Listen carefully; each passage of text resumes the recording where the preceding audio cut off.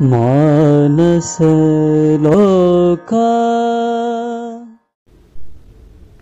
வணக்கம் நமச்சிவாயர்.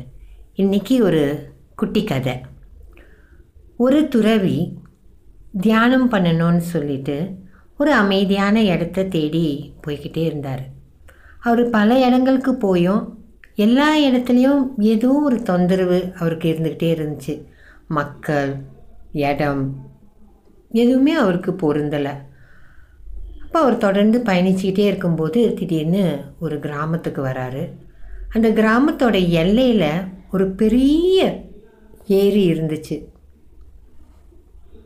மிகவும் அழகாக இருந்துச்சு. அவர் மனசுக்கு அது ரொம்ப இதமாக இருந்துச்சு, பிடிச்சிருந்துச்சி. அப்போது அந்த ஏரிக்கரையில் இருந்த ஒரு படகை எடுத்துக்கிட்டு அவர் ஏரி நடுவில் போயிட்டு அப்படியே அமைதியாக அந்த படகுக்குள்ளார உட்காந்து கண்ணை மூடி ஆனந்தமாக தியானம் பண்ண தொடங்குறாரு. கொஞ்ச நேரம் ஆனோன்னு ஏதோ அவரோட படகை இடிச்சுது. ஒரு தர 2 தர. அவரால் அதுக்கு மேலே தியானம் பண்ண முடியல. தொந்தரவு ஆயிடுச்சு உள்ளுக்கு. அந்த தொந்தரவு வந்தோன்னு ஒரு கோபம், ஒரு வெறுப்பு. இவ்வளோ தூரம் நம்மளால் ஒரு அமைதியில் இருக்க முடியலையே. அந்த கோபத்தோட கண்ணு திறந்து பார்க்குறாரு. அவரோட படகை இடித்தது இன்னொரு படகு. அந்த படகுல ஆள் இல்லை. அது ஏரிக்கரையிலேருந்து எப்படியோ அந்த கயிறு கலண்டு அந்த இடத்துக்கு வந்துருச்சு. கொஞ்ச நேரம் அது அப்படியே பார்த்தாரு. பார்த்து கொஞ்ச நேரத்தில் திடீர்னு அவருக்குள்ளார ஒரு சிரிப்பு. என்னன்னா, தொந்தரவுன்றது தன்னோட மனசுக்குள்ளார தான் இருக்குது, தனக்கு வெளியில் இல்லை என்றதை அந்த துறவி உணர்ந்தார். எது எப்படி இருந்தால் என்ன, எனக்குள்ளார நான் எப்படி இருக்கேன்றது தானே முக்கியம். அதுதான் உண்மையான நிலைப்பாடு.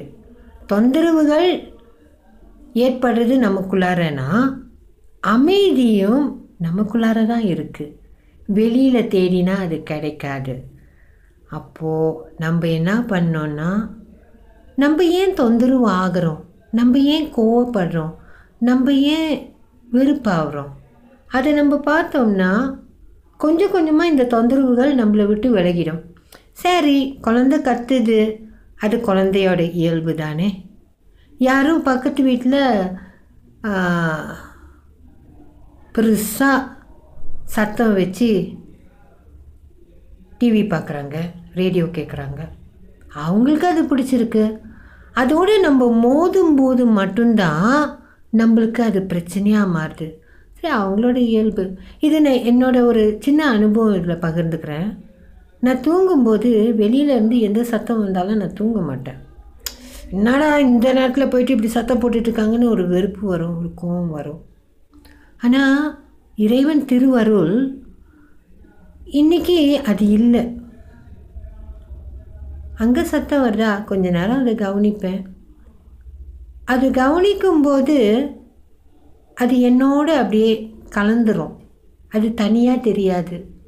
தனியாக தெரியாத காரணத்தினால அது ஒரு தொந்தரவாக எனக்கு இருக்கிறது இல்லை.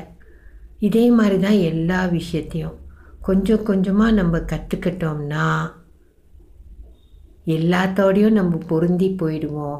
எந்த தொந்தரவும் இருக்காது. அப்போது நமக்குள்ளார இருக்கிற அந்த அமைதியை நம்மளால் ஆழமாக உணர முடியும். ஏன்னா தியானம்ன்றது செயல் அல்ல, அது ஒரு நிலை. நம் மனம் எதில் லயித்து போகுதோ அது ஒரு தியான நிலை. அப்போ அந்த மனம் எல்லாத்துக்கூடாலையும் பொருந்தி அதோடு அப்படியே லயித்து போயிடுச்சுன்னா எப்போவுமே நம்ம அந்த நிலைப்பாட்டுக்குள்ளாரையே இருப்போம். அந்த நிலைப்பாட்டில் இருந்தே எல்லா செயலும் நம்மளால் செய்ய முடியும்.